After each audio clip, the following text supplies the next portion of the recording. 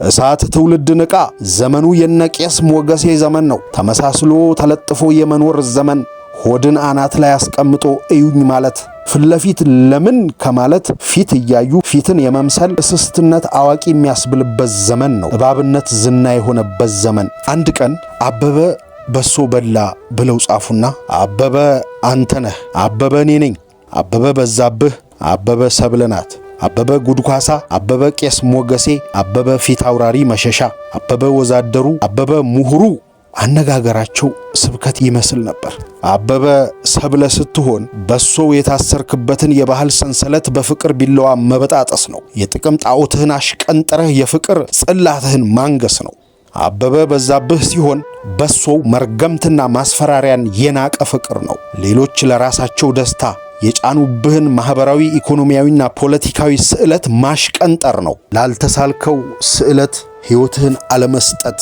አበበ ፊት አውራሪ መሸሻ ሲሆን በሶው ቅራሪ ርዝራዥ የዘር ማንዘር ክብር ነው። በዘር መኮፈስ ትዕቢት። አበበ ጉዱካሳ ሲሆን በሶው በጨለመ ዘመን በእብደት ደመና የተሸፈነ መብረቃዊ መገለጥ ነው። ይሄው ቲቸር በለጠ ሞቱ።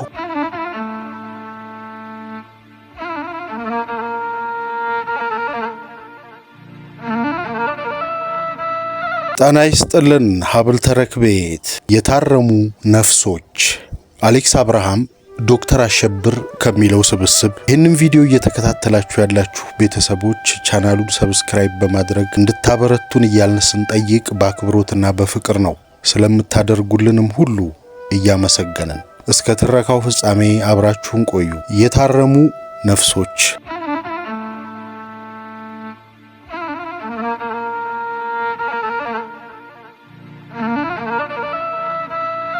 እጅጋየሁ ማታ 3 ሰዓት ላይ በቤታችን ስልክ ደወለች። ማዘር ጋር 15 ደቂቃ የሚሆን ሲያወሩ ቆዩና ጥግብ ሲሉ ማዘር እንዲህ አለች። አብሬሽ ስልኩ ያንተ ነው፣ ና አናግራት፣ ቶሎ በል እንዳይቆጥርባት፣ እጅግዬ ናት። እጅጋየሁ 7ኛና 8ኛ ክፍል አብረን የተማረን ጓደኛዬ ናት። ይኸው እስካሁንም እንኳን ከኔ ጋር ከቤተሰቤም ጋር ጥብቅ ወዳጅ ሆና ቀጥላለች። በተለይ ማዘር ጋር በክፉ በደጉ ይጠያየቃሉ። እንደውም እውነቱን ለመናገር እጅጋየሁ ከኔ ይልቅ የእናቴ ጓደኛ ነው የምትመስለኝ። ከልቧ ጥሩ ልጅ ናት። የታመመ አሳዳ የምትጠይቅ፣ ሐዘን ካለ ከሐዘንተኛው ሳትለይ የምታጽናና። ጊዜው እንዴት ይበቃታል!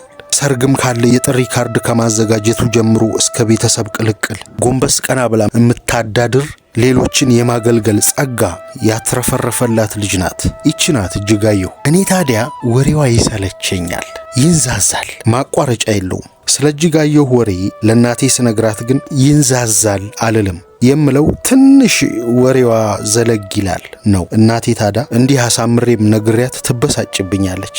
ሂድ ባክህ ወሬኛ፣ ዝም ብለህ ወረት ያለቀ አትልም? ዘለግ አጠር። ሆዷ ክፋት የለውም፣ ውስጡ ያለውን ሁሉ ስለምታወራ ነው። እንደ ሌሎቹ ነገር በሆዱ የምታብላላ ማሽን ካይደለችም። እንግዲህ ሌሎቹና ማሽን ከሚሉት ቃላት ዝምተኛዋንና የአሁኗን ፍቅረኛዬን ቤዛን ኢላማ ያደረጉ የእናቴ ጥይቶች ናቸው። እናቴ ቤዛን አትወዳትም። ከእጅጋየሁ ጋር እንድንጋባ ነበረ ፍላጎቷ።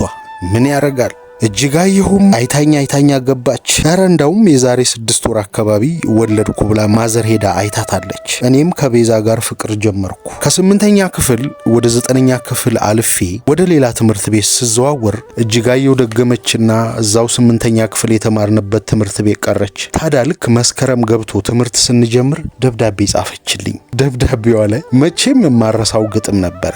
የባህር ዳር ቅጠል ዳርዳሩ ለስላሳ፣ ተለያየም ብለህ እንዳንረሳሳ፣ እኔም ያለሁ አዲስ አበባ እሷም ያለች አዲስ አበባ፣ ባህር ዳር ድረስ ሄዶ ቅጠል የሚያስበጥስ ሙሾ የሚያስወርድ ምን ጉድ ተፈጠረ አልኩና ተገረምኩ። እጅጋየሁ ነገረ ስራዋ ሁሉ የትልቅ ሰው ነበር። ያኔ ትልቅ ሰው ማለት ዛሬ ላይ አካባጅ የሚለውን ቃል ይተካል። ይሄው ዛሬ ደግሞ ደወለች። መቼም የደወለችበት ምክንያት ወይ የታመመ አሊያም የሞተ ሰው ቢኖር ነው። ሁለቱም ግምቶቼ ልክ ካልሆኑ ግን የሚያገባ ጓደኛችን አለ ማለት ነው።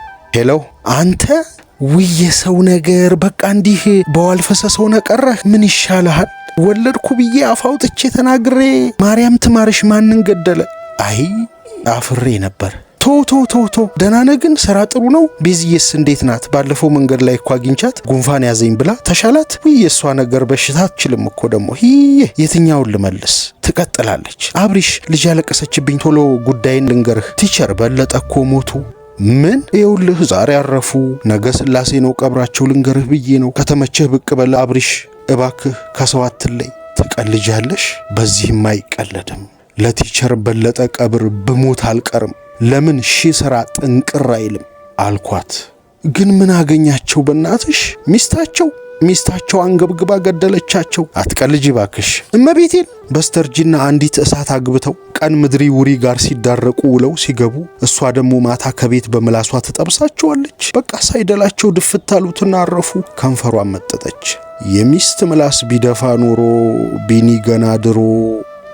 ቢኒ ባሏ ነው። አትሞጣሞጣ አንተ።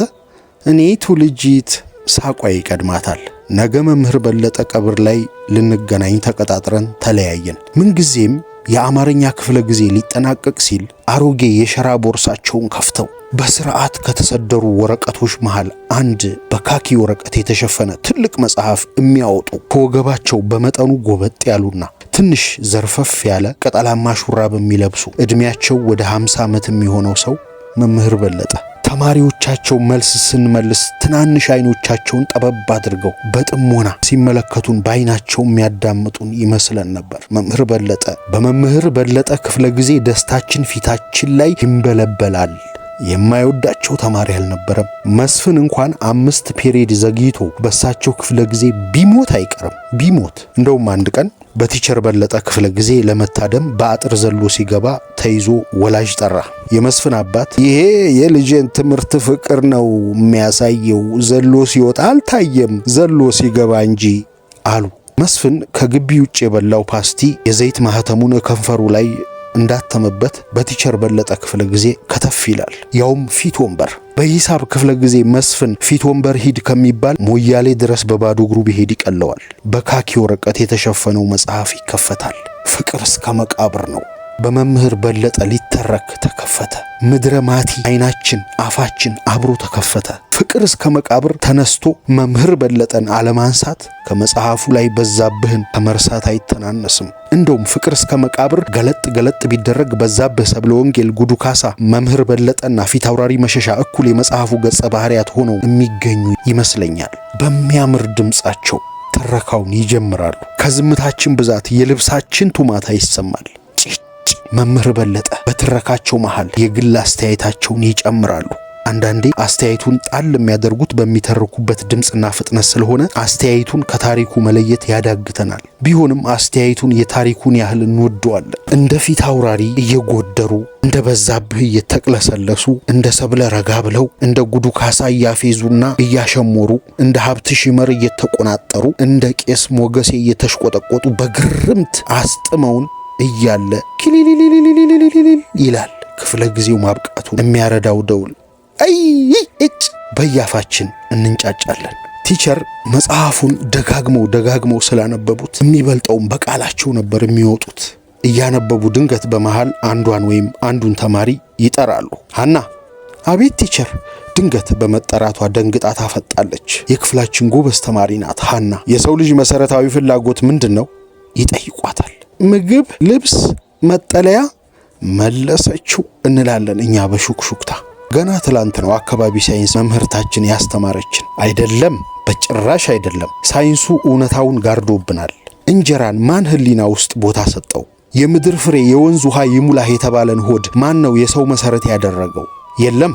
በየጫካው በየዱሩ እርቃናቸውን የሚኖሩ ወገኖቻችን እርቃናቸው ጌጣቸው ነው። ቤትስ ቢሆን የሰው ልጅ ተንኮሉን ሊከልል ማካፈሉ ሊጋርድ ግድግዳ ቆመና ስስታም እንዳይባል ቤት መሰረታዊ ፍላጎት ነው አለ። ለግርዶሹ ስም አወጣ።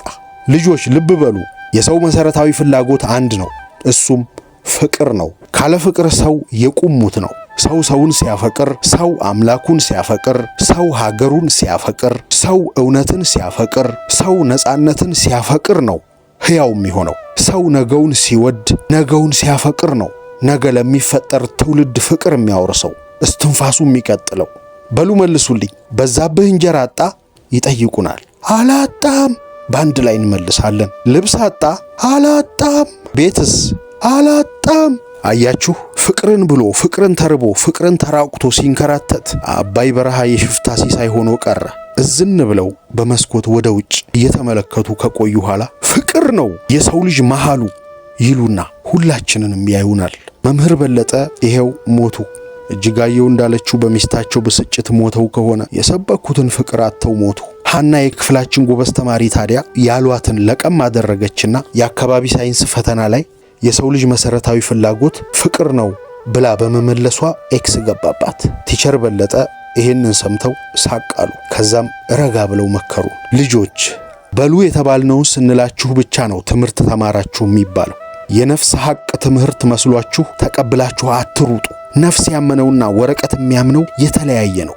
ይሄን አትርሱ። የነፍስን እምነት የሚሸከም ትከሻ ያለው ወረቀት እምብዛም ነው። ስንቱ ነፍሱ ሹክ ያለውን ለወረቀት ሹክ ብሎ እንጦሮንጦስ ወርዷል ብለው በዝምታ ከዳር እስከ ዳር የተኮለኮልነውን ተማሪዎች ይቃኙንና ድንገት ሐና ብለው ይጣራሉ።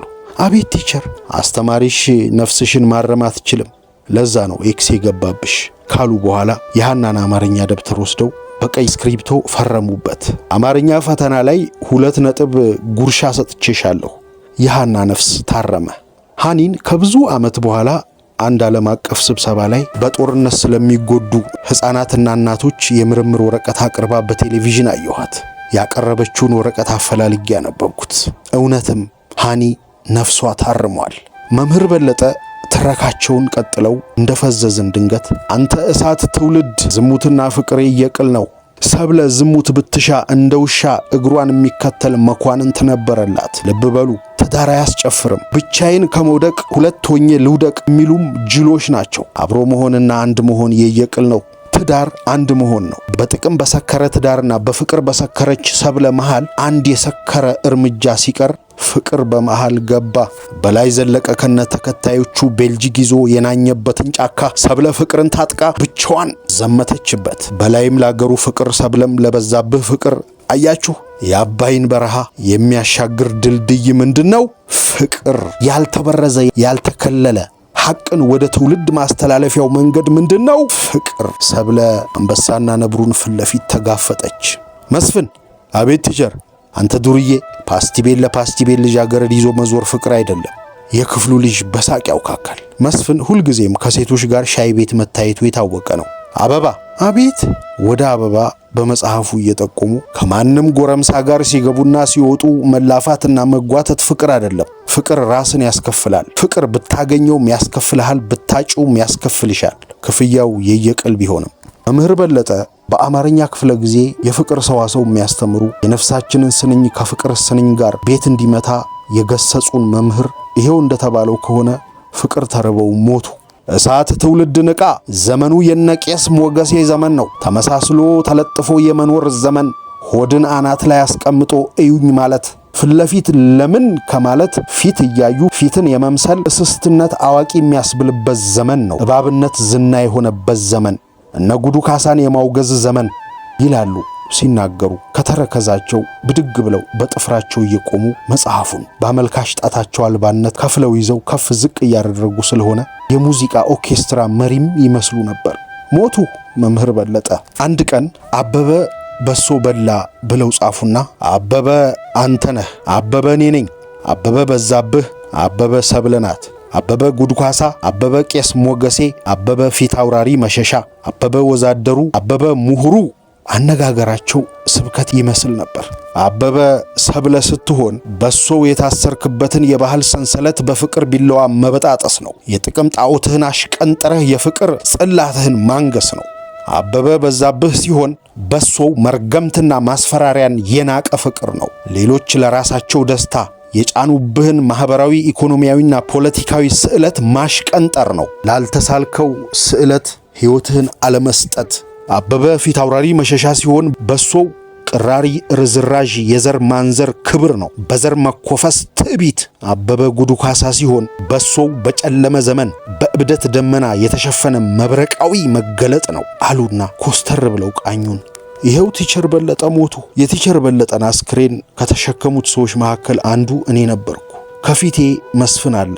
አስክሬኑ ከበደኝ። የተሸከምኩት የመምህሬን ኩስማና አካል መሆኑን እስክጠራጠር አስክሬኑ ከበደኝ። በአብረቅራቂ ልብስ ተሸፍኖ በእሳት ትውልድ ታጅቦ ወደ መቃብር የሚጣደፈው አስክሬን ጋር ሰብለ፣ በዛብህ፣ ጉዱ ካሳ፣ ፊት አውራሪ መሸሻ፣ የኢትዮጵያ ስነ ጽሑፍ ታላላቆቹ የጥበብ ሰዎች ፍቅር ራሱ አብረው ወደ መቃብር እየተወሰዱ መሰለኝ። ካለ ነገሩ አልከበደኝም። ይህ አስክሬን እህሳ ማን ተረፈ? እነ ቄስ ሞገሴ አልቃሽ ሆነው፣ ቀብር ቆፋሪ ሆነው፣ አጃቢ ሆነው ምድርን ሞልተው፣ አበበ መምህር በለጠ ሲሆን በሶው ነፍሱ የታረመ ትውልድ ነበር። ይህን ያለ ግን አልነበረም።